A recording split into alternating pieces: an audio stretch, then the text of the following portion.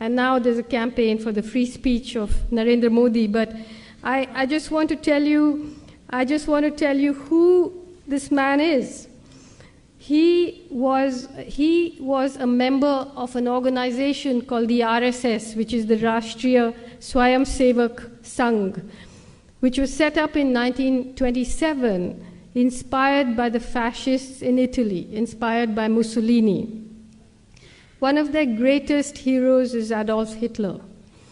They very openly praise Adolf Hitler, and I'll read you some of the things that their books say.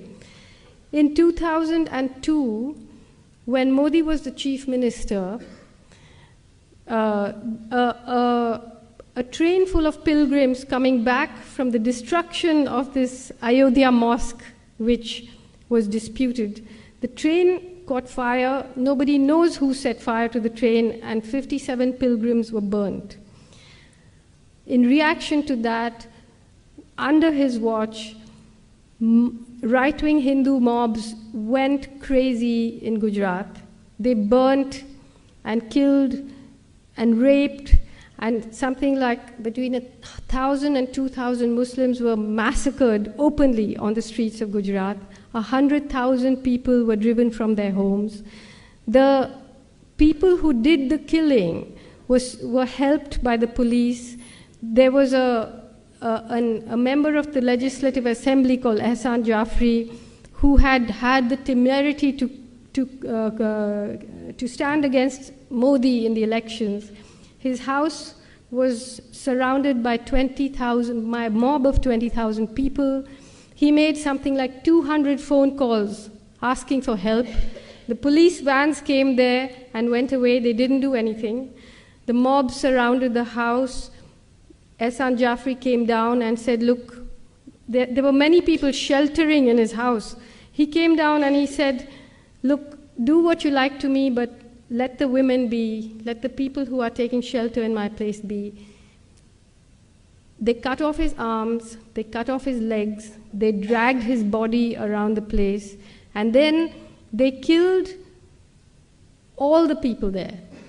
They raped the women and they burnt them alive.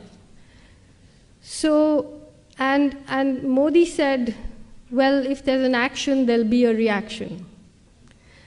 And this man is now the front runner to be the Prime Minister of India. And I just want to read you some of the things that the organization to which he belongs say.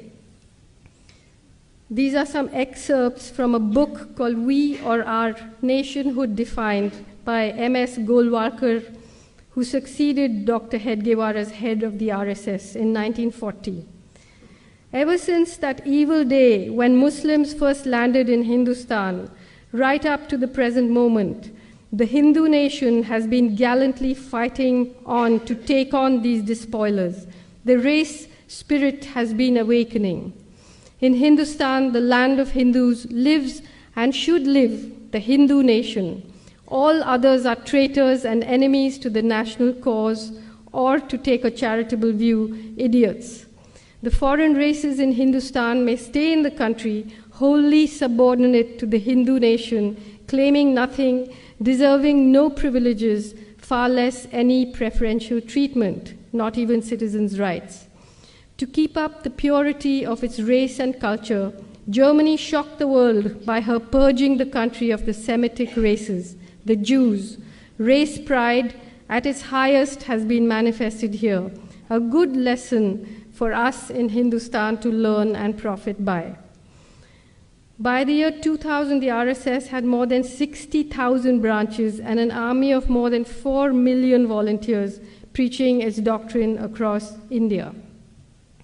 Now, at the time when the pogrom against the Muslims happened in 2002, there was an outcry and people were shocked. But since then, Modi has won the elections 4 times.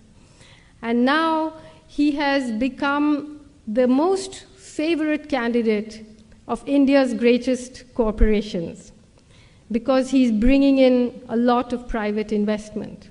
So if you bring in the money, then a little killing, a little raping, overseeing all of that is not such a bad thing.